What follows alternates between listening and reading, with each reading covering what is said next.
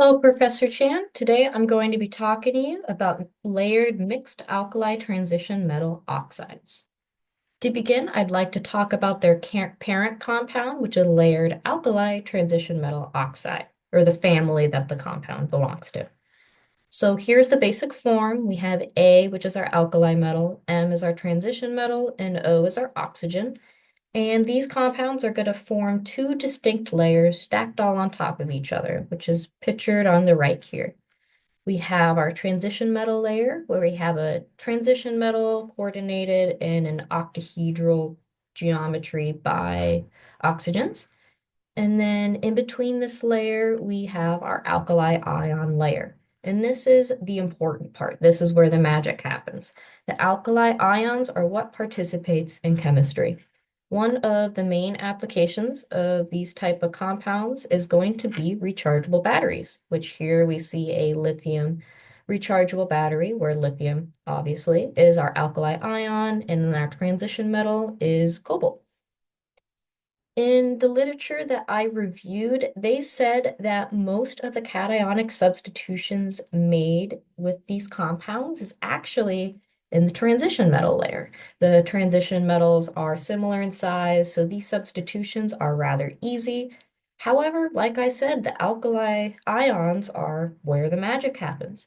And this paper agreed with me, so they decided they are going to form a mixed alkali complex where they perform cationic substitutions and ultimately have different alkali metals. And here is a ternary phase diagram from the literature.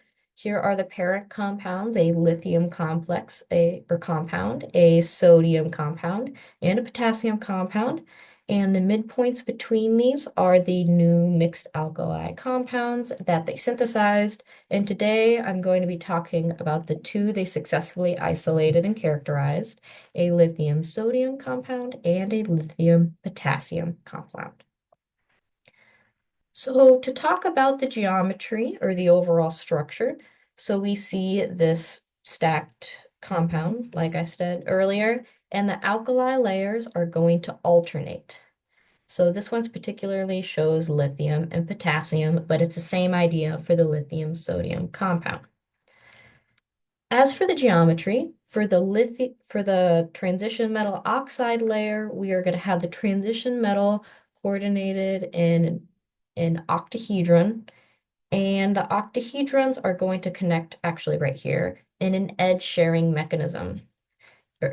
And this edge sharing manner is going to or means that the transition metals are going to share two oxygens, and this gives the transition metal layer a puckered honeycomb look, hence why it's called a honeycomb layer. And also the transition metals used are a mix of nickel and tellurium.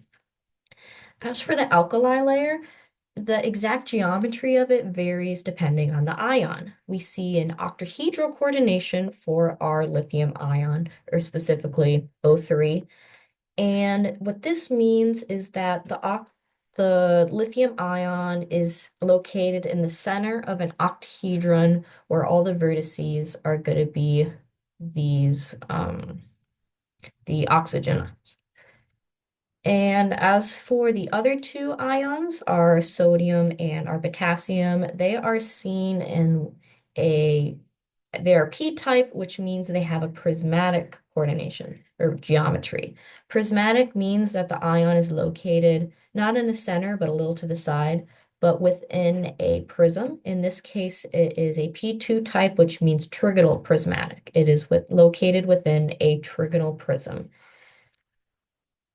And now to talk a little bit about the electronics, or not the electronics, but why these different ions are involved in different geometries, and that has to do with ion size. The lithium ion is in an octahedral geometry, like I said, and if you compare the octahedral geometry to the prismatic, you can see that the anions, or oxygen in our case, are going to be a little farther apart. They aren't stacked directly on top of each other like in this prismatic configuration. A small ion like lithium is going to have very short distances between these and therefore is not going to adopt a prismatic geometry due to electrostatic repulsion. For potassium or sodium, however, the ion or the cation within the center is large enough to distance these anions and remain stable. There wasn't a lot more in the literature to talk about the compounds. There wasn't unique characteristics they looked at or color. However, I would like to talk about the synthesis in that it is incredibly easy.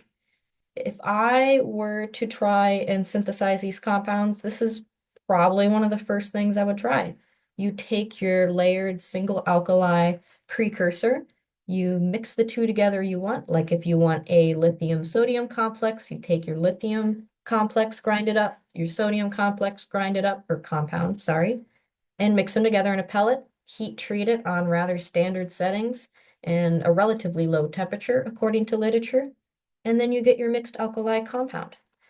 And this is something that the literature really focused on in their conclusion because this really simple synthesis strategy for something that they assumed would be hard because of the different ion sizes yielded a very easy to characterize and stable result. And what the literature said is they encourage other solid state chemists, especially ones working with these similar layered compounds, to try this and to try other simple synthesis strategies to try and yield new unique compounds with important utility. And thank you very much.